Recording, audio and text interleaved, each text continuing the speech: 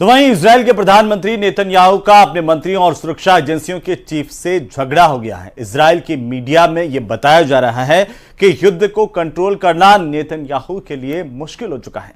हालात इस कदर खराब हैं कि इजराइल की सड़कों पर लोग अपनी सरकार के खिलाफ उतर आए हैं।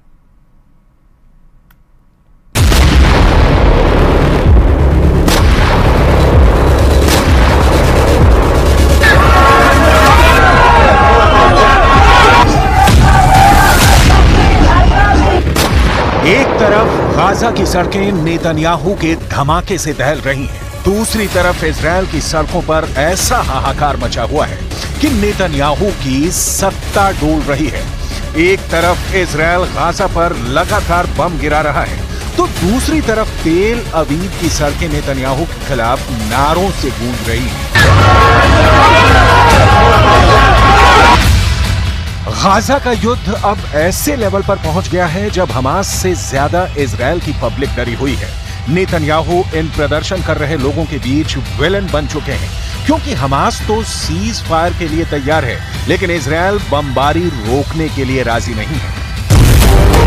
हमास के कब्जे में अब भी करीब 125 बंधक हैं और हमास उनको तब तक नहीं छोड़ेगा जब तक इजराइल की तरफ से सीज फायर नहीं होता है। यही वजह है कि युद्ध का मिसमैनेजमेंट अब प्रधानमंत्री और रक्षा मंत्री के बीच सबसे बड़ी दरार बन चुका है। इजराइल के प्रधानमंत्री बेंजामिन नेतन्याहू और रक्षा मंत्री योआव गैलेंट आमने सामने आ गए हैं। पब्लिक के गुस्से का साइड इफेक्ट वॉर कैबिनेट में पहुंच गया है। इस प्रदर्शन और इस हंगामे के बीच इजराइल में सत्ता के गलियारों और बंद कमरों के बीच कुछ ऐसा हो रहा है जिसे दुनिया के सामने आने से रोका जा रहा है, लेकिन इजराइल की मीडिया ने पर्दाफाश कर दिया है। इजराइल की मीडिया का दावा है कि इजराइल के वॉर कैबिनेट में बड़ा झगड़ा हो गया है। जेरूशलम पोस्ट में जो खबर छपी है उससे लगता है कि प्रधानमंत्री बेंजामिन नेतन्याहू और रक्षा मंत्री योआव गैलेंट के बीच हो गई तू-तू मैं-मैं। टाइम्स ऑफ इजराइल में खबर ये छपी है कि मिलिट्री चीफ ने कहा है कि नेतन्याहू के पास गाजा को लेकर कोई नीति नहीं है। नेतन्याहू पब्लिक से लेकर अपने वॉर कैबिनेट तक घिर चुके हैं। कमांडर से लेकर मंत्री बता रहे हैं कि नेतन्याहू ब्लंडर कर रहे हैं। ये बात साफ कर दें कि इजराइल के प्रधानमंत्री बेंजामिन नेतन्याहू और रक्षा मंत्री योआव गैलेंट एक दूसरे के कड़े विरोधी माने जाते हैं, लेकिन गाजा में युद्ध को लेकर दोनों करीब आए। हालांकि अब दोनों की दुश्मनी सतह पर आ चुकी है। एक बड़ी मीटिंग में नेतन्याहू थे, रक्षा मंत्री गैलेंट थे और साथ में इजराइल की सिक्योरिटी एजेंसी शिन बेत के चीफ रोनेन बार भी थे। इजराइल की मीडिया का दावा है कि रोनेन बार ने कहा, हमारी रक्षा मंत्री से बात हुई। इस दौरान सभी मोर्चों पर गहराई से चर्चा हुई। नेतन्याहू ने तभी शिन बेत के चीफ रोनेन बार को रोका। वो बोले, क्या आपने ऐसी जरूरी चर्चा रक्षा मंत्री से ही कर ली? इस बार शिन बेत के चीफ रोनेन बार ने कहा, हाँ, इसमें सवाल किस बात का है? तब नेतन्याहू ने कहा, जितना मुझे याद है शिन बेत और मोसाद ये दोनों प्रधानमंत्री के तहत आते हैं। ये बात रक्षा मंत्री योआव गैलेंट को अखर गई। गैलेंट ने नेतन्याहू से फौरन पूछा, क्या आप रक्षा मंत्री को युद्ध पर जरूरी बातें करने से रोक रहे हैं? इस मामले में आप क्या करेंगे अगर रक्षा मंत्री का इसमें दखल नहीं होगा? इस पर नेतन्याहू ने कहा, युद्ध को लेकर जो चर्चा होगी वो यहीं मेरे साथ होगी। रक्षा मंत्री योआव गैलेंट फिर भड़के और लगा कि वो गाजा पर बमबारी को लेकर नेतन्याहू से आर पार करने के मूड में है।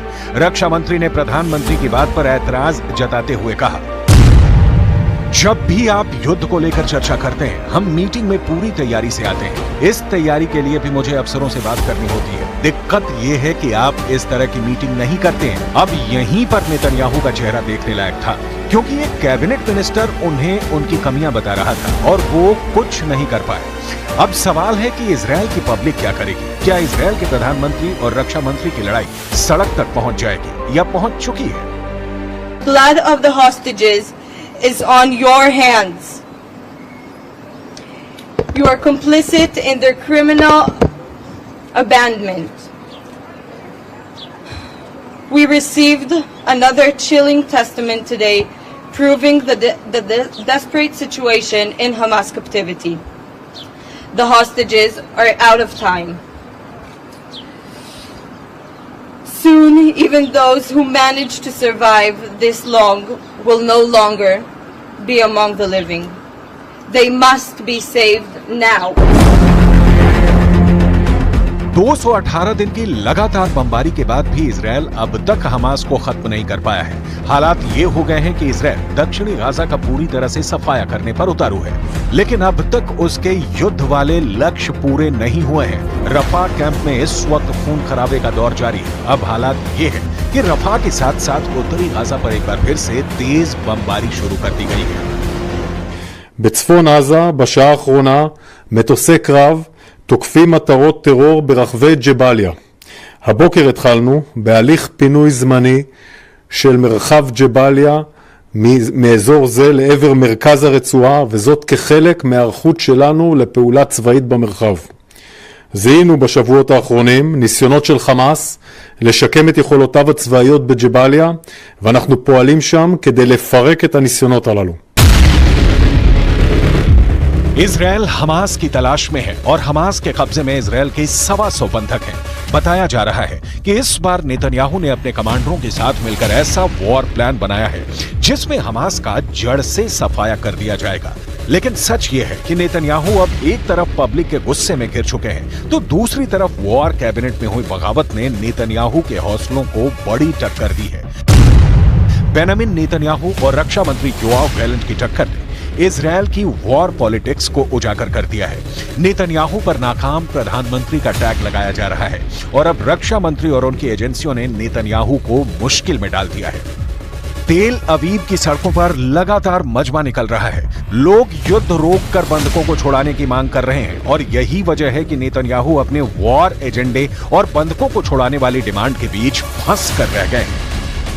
I don't think that we have to be in Rafah just now. I think that the only thing that the Israeli government should do and make any action and any force is to rescue and free the hostages. This is the first mission that our Prime Minister and the government has to do right now. Rafah can wait. I don't believe that this is the most important action that should be taken just now at this moment. Netanyahu ने अपना पूरा focus दक्षिण Gaza के रफा को बनाया हुआ है।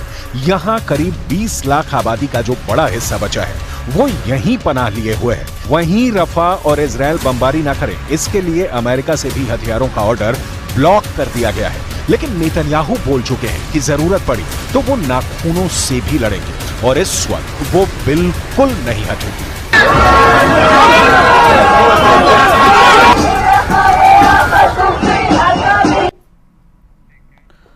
तो चलिए इसी के साथ ही स्पेशल रिपोर्ट में अभी के लिए फिलहाल इतना ही। आप देखते रहिए न्यूज़ 18 राजस्थान। नमस्कार।